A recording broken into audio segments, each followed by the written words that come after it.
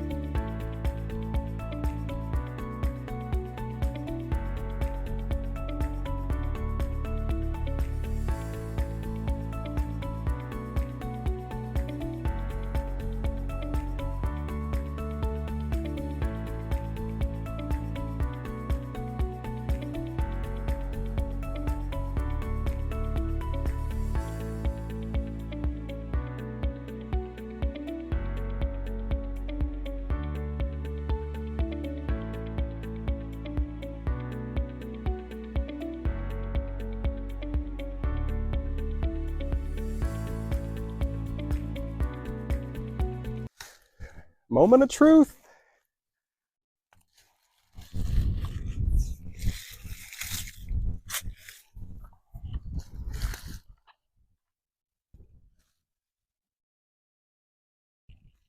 Oh, oh, oh, oh, oh, oh. Okay. Oh, nice. Fantastic. Okay. I mean, this thing's huge, guys. Look at this. I mean, I think I'll be, well, we'll see. I don't want to count my chickens before they hatch. Um, but I really feel good about this. There's, or not. We'll see. We'll see. Because some of these are really big. And I don't want to disturb the roots too much. See, now I do have a bucket of water here uh, to put the fresh cuttings in because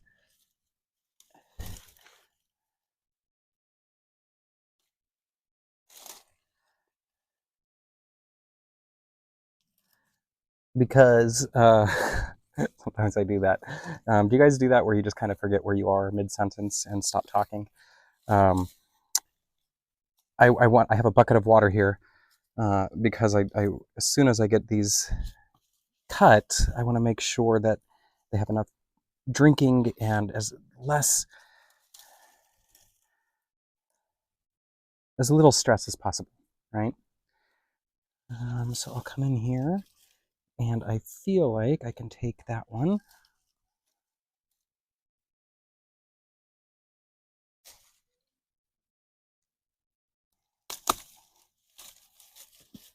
Moment of truth. Okay, so from this one, actually don't.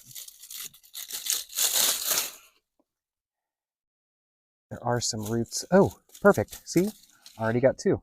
Little roots, but that's okay. They'll grow. Got two.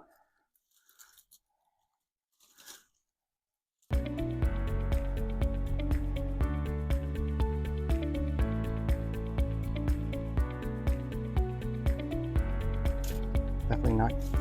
Definitely not going to get the 20 I was hoping for, but that's okay. That's okay.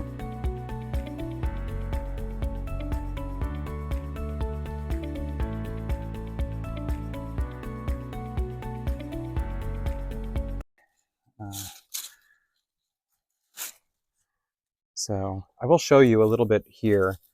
You get this beautiful variegated orange and green and red on the backside, this burgundy color, and it does really look like caramel. And it stays this color in spring, summer, autumn, winter even. And this is one of those that uh, you don't cut back in the winter. You can just leave it, and it'll grow on its own.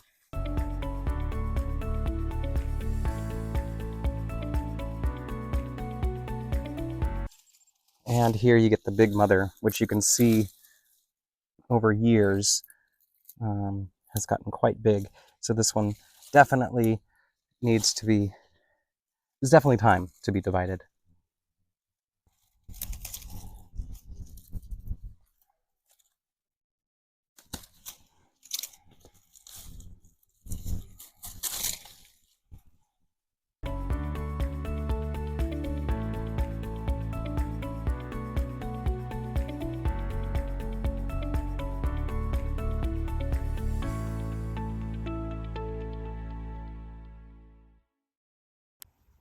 Okay guys, well I went ahead and waited until the sun went behind the house to give some shade here on the bed, because it's really not good to plant something first that wants part shade, part sun, in full sun. And secondly, the root systems, I've actually never divided up the heuchera or the coral bells before. But from the reading that I've done and all the hostas and everything else that I've divided, I didn't think it would be much of a difference. So let me get this soil. I'll be adding this to the beds as I get them planted.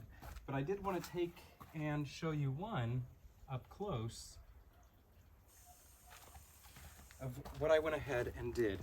So here you do see the root systems by themselves.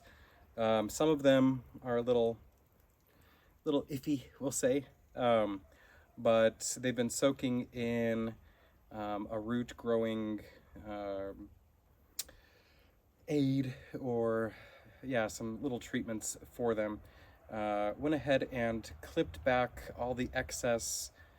As you want to make sure that you have as much chance as possible for the survival of the plant, and so I went ahead and cut back a lot of the leaves, just to make sure that it focuses mostly on, and cut off all of the flowers on it as well, so that it doesn't spend its energy on the flowers and the leaf production as much as it does on these roots.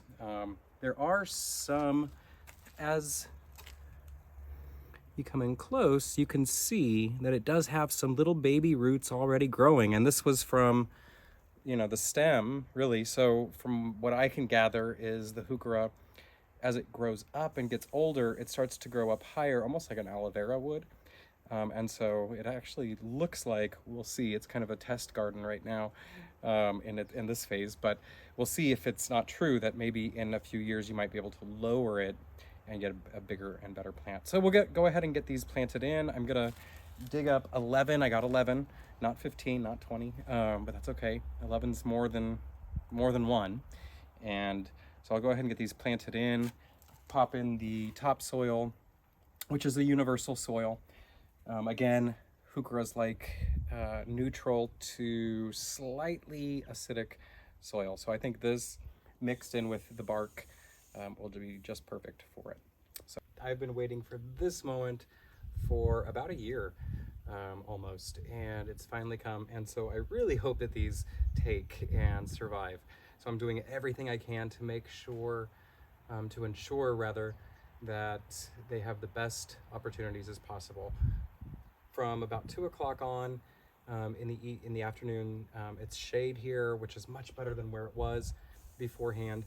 And so these I'm going to get planted just below the crown, where we see the new growth, right? So a lot of what I cut off is going to get buried in the dirt because I want enough root system to take hold. So I'm just going to even this out and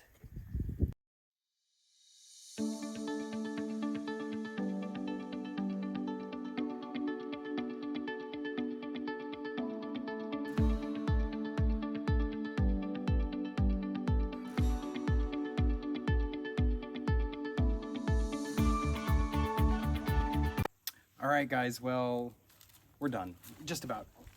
We got 11 in, and again, I wished I could have got maybe 14, 15, but I think if you remember the size that these were, almost honestly the size of this bag of bark, I think they will meet each other eventually in the middle, and I think this will be fine.